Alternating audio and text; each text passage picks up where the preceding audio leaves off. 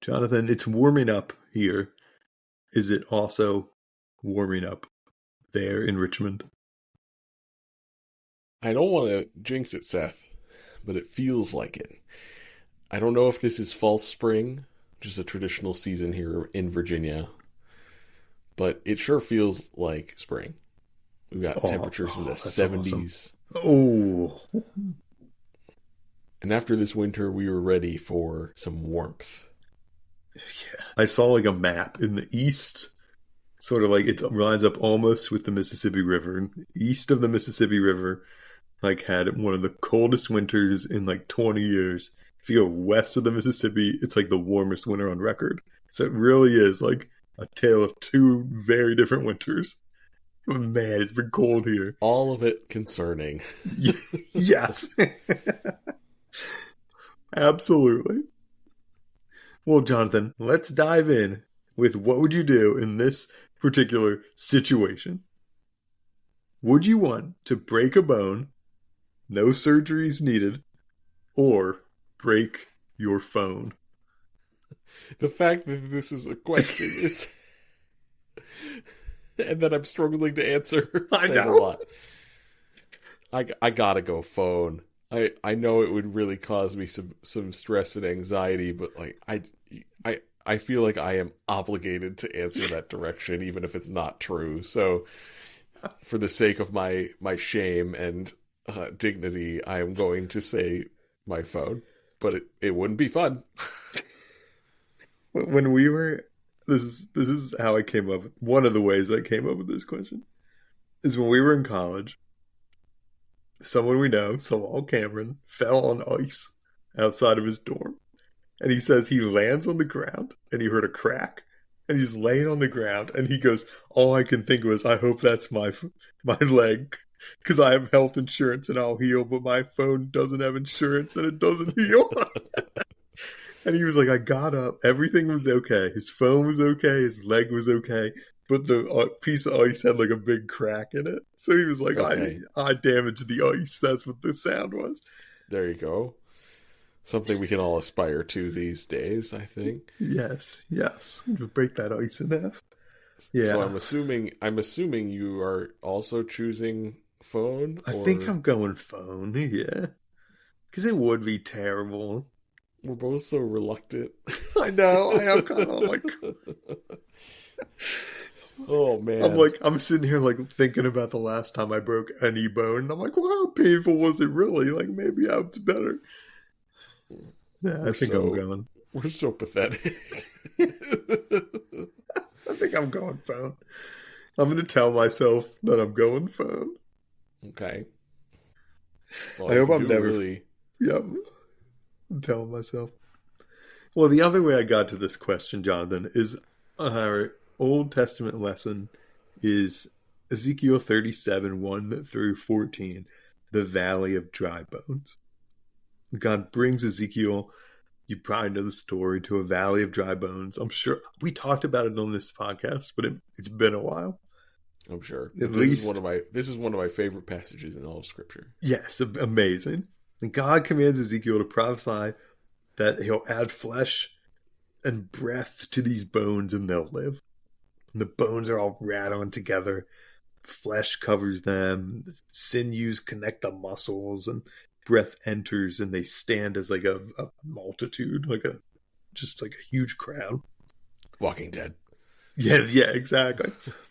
And then the idea is sort of that these bones represent Israel's lost hope, that he'll restore them, and he'll put his spirit in them. Then later, in our New Testament lesson, we get the story of Jesus raising Lazarus from the dead. And Lazarus falls ill, and Jesus is like, "Wait, give me some time." It takes 2 extra days to get there. Then he eventually travels to Bethany, and Lazarus has been entombed for 4 days. Martha meets Jesus, and there he says his famous line, "I am the resurrection and life." And Jesus weeps, and there he tells Lazarus to come out at the tomb. So, Jonathan, I wanted to talk a little bit, but Jonathan, I think that we covered a lot of this in our last episode, which was awesome. Because I wanted to talk about what are some of the valleys of dry bones that are happening in the world right now. I call these like dry bones. Like, because I feel like bones are already kind of dry, but Mm, this is the heaviest stuff where they yeah. like it's really hard to find like signs of life, signs of positive life.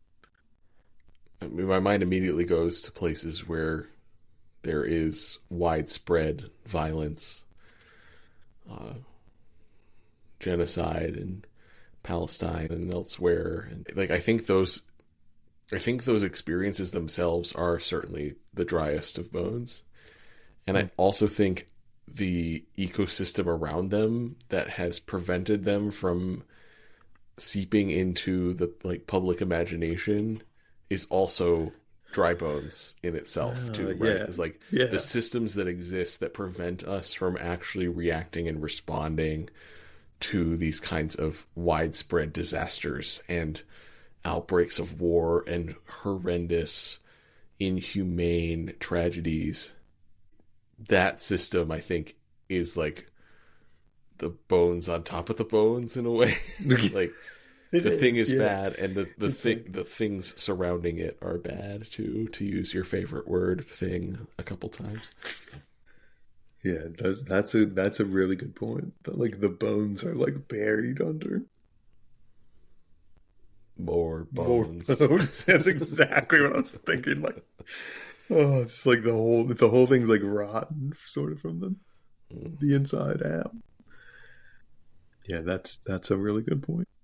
Like I was saying, I think we covered so much of this last week, which which makes sense to me because like part of Lent like is heavy. It's like is helping us to see the things in our world that like we talked about last week that we might not want to see. We might be too distracted to see. So we might only have so much time. So we see one thing, and that can be a very important thing. But because we lock in on whatever that is, because of one conflict that's going on in the world, we don't have enough energy, enough time, enough peripheral vision to see like something else that's happening too. But in our passages, Ezekiel sees these dry bones. I glossed over these, but the psalmist talks about the depths. Paul talks about the flesh in contrast with the spirit. In our gospel reading, Martha warns Jesus about the stench of Lazarus's tomb. She's like, this is going to smell bad. Like he's been there 4 days. But these are all situations, I think, that seem really hopeless. I want to think about how our faith makes these situations that look hopeless ripe for the work of a community. Mm. What can a community offer in these hopeless situations that involves us but isn't just us? I'll give you an example what I'm thinking about. Like we talked about seeing, about witnessing what's going on. I think we're dead on. And I think of this like what someone online called the parable of the choir. And it's like when a choir sings and everyone holds a note, if one person drops out to breathe, like you still hear this beautiful note and that person can pick up. Like they could come right back in. And I think like that's part of witnessing for me. Is like as a community we can do the work of like of seeing a conflict and it takes some of the pressure off of me because I can look away at the other conflict. I can take the break that I need sometimes because like I've been feeling the pain on my back. I've been carrying it like a backpack. Yeah, I don't know that there's hope without hopelessness. You know, Yeah. it's like if you don't need hope, you don't need hope. Like hope has no place to be in a situation where hope isn't necessary. And it's the same way I feel about like the relationship between something like doubt and faith, Hmm. where these things that feel like opposites really actually depend on one another to live a life that feels worthwhile. You know, I have a very millennial move of mine. I have an infinity sign tattooed on my left arm, next to numbers written in my grandmother's handwriting of numbers 1, 2, and 3 with the number 3 circled, reflective of one of my favorite quotes. Whenever you see two options, choose the third. But the infinity sign that's tattooed alongside it is this idea of polarity thinking, which I think we've talked about here before. But it's this idea that things that we think are in conflict with one another, we think about binary thinking, it's either this or it's that. Oftentimes what actually allows you to advance is to hold those things together. Hmm. And so part of my daily practice, or I guess it's more of a monthly practice, every month I have a reminder set for me to revisit this document that I worked on a couple years ago. It's like my personal mission statement. Hmm. It's like, this is what I value as Jonathan, and like this is what it means to be me and how I like to show up. I think most particularly when I'm at work, but not exclusively. And so every month I review that and I pull some things out that I'm like, I want to highlight this and remember this part of this page this month. But I also have a list of what I call my core polarities, like these ones that feel like they're really salient for me. Hmm. So one example is silly and serious. That those aspects of my life, my interaction with others, actually work together really well. But the one that I'm thinking about for this particular one is the polarity of hope and reality. You know, unquestioning optimism is just about as helpful as unquestioning pessimism. But if you have a healthy dose of what is actually going on and a perspective that things can be better, that's a really, really potent combo. Yeah. That makes for really unique possibilities. And so just coming back to this idea of community too, it's like in spaces where hope feels lost. I mean, that's the start of the prayer of St. Francis, right? Or part of the start. Yeah. It is. Yeah. Where there's despair, hope. Is that, I why think am I that's forgetting it. this? I know this. I need to start from the beginning, and then I'll probably remember. Lord, make me an instrument of your peace. Where there's hatred, let me sow love. Despair and hope, I know, are paired up I somewhere in think they there. are. I think you're right. I'm embarrassed that I can't remember this. I learned it a long time ago, and I don't need to be embarrassed, but I'm just being honest. I do. But that's where hope takes root, right? Is in the soil of despair. And you can't have one without the other. And one doesn't deny the existence of the other. They, for whatever reason, are very stubborn and just continue to exist best right alongside each other. Yeah, I think that opens up like a big opportunity for the community to help you walk the, what sort of seems like the tightrope between hope and despair. Of like helping you see what can be, and also like not letting you like lose sight of the reality of what's happening on the ground. I wonder, like, I'm thinking totally out loud here, if that's what's happening when Jesus weeps. Mm. like he sees the reality. Like he's there. Martha's like he's dead. And I also wonder if Jesus is like, okay, but I know what's coming. Like I know where this is gonna go. I know what I'm gonna do. But that like being like in the midst of that, on one side the death of his friend, and on the other side like this amazing resurrection.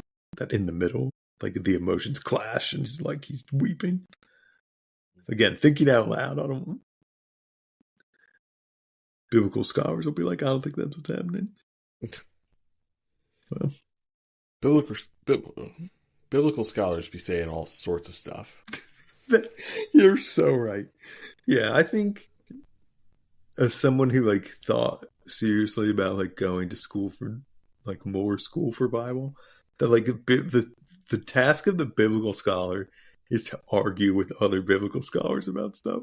Like more so than it is to like come up with like really compelling like readings of particular texts and like theologies. It's like no, you have to sort of like make arguments Yeah. against other people so they have a job.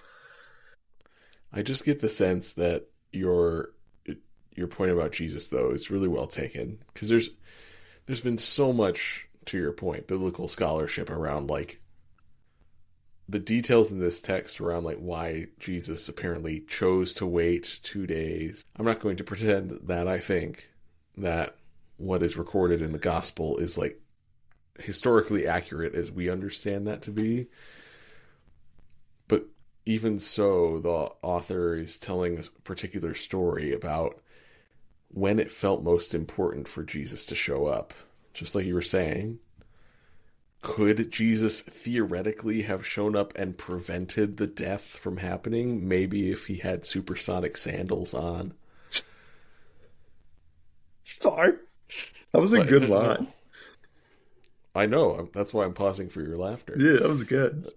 But instead, the moment in the story Jesus decides to show up is when the body is entombed and stinking. It's not gone. It's not rotted away. It's still fresh, so to speak. This is really, really crass. But that's when Jesus shows up. And that's when we have the opportunity to show up too. And I think our communities can help us do that. We can push our like the communities that we're part of to show up in ways that it might stretch them a little bit, right? That might be new to them. Like they can also do the same to us. Like there can be really positive peer pressure. Like they can, make us speak up in situations where like we may not have normally said anything. We can talk about what we see, like we talked about last week. We can not just see it, but we can name it. And they can help us to do that. And they can help us maybe put some words to it. Sometimes I think that's the challenge.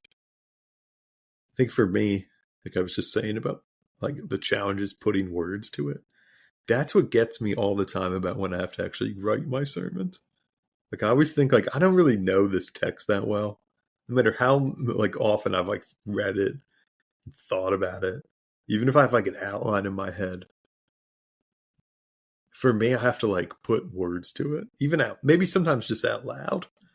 Like I'm thinking about it out loud. Well, but I have to put words to it, so it's not just ideas like floating around for me. Our communities can help us do that. Jonathan, the world just feels like Lent right now. Like Lent has matched the world's tenor. So with that, will you pray with me? Yeah, I'd love that, Seth. God of new life, you see our bone-dry places. You inhabit them with us. that you tell us to prophesy so that new life may be born. Spring up this new life in us, that renewed and alive in your Spirit, we may participate in your resurrected work. We pray this through Jesus Christ, who was resurrected so that we too may one day rise. Amen.